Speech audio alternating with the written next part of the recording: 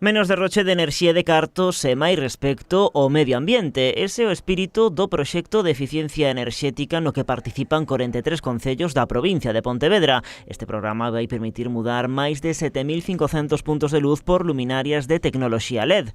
Esta mellora supora un aforro enerxético dun 62%. Mais alá da reducción na factura da luz, a presidenta da Deputación salienta o compromiso medioambiental do proxecto. Para Carmela Silva, este debe ser un asunto prioritario. A sustentabilidade ten que ser unha grande prioridade nas nosas liñas de traballo.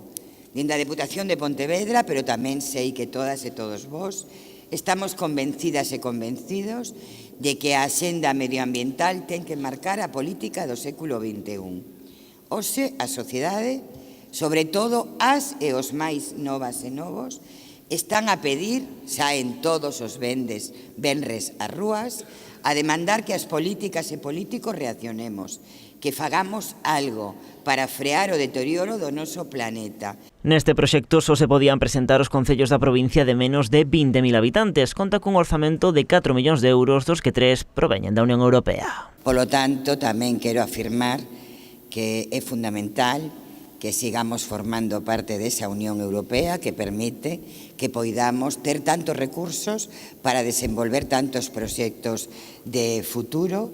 O millón restante o aporta a Deputación e os concellos. A presidenta do organismo provincial fala da necesidade de cumprir o programa operativo de crecemento sostible 2014-2020 da Dirección Xeral de Fondos Comunitarios e buscar tamén o cumprimento dos obxectivos de desenvolvemento sostible da ONU. Para iso, segundo Carmela Silva, a asinatura de hoxe dos convenios cos 43 concellos é o comezo dun gran proxecto que permita que a provincia de Pontevedra sexa unha gran referencia a todos os niveis en políticas medioambientais. Creo, estou segura que o compartimos, que é unha grande responsabilidade e que, sobre todo, esta provincia ten que destacarse por estas cuestións, que ademais inciden moi activamente no desenvolvemento económico.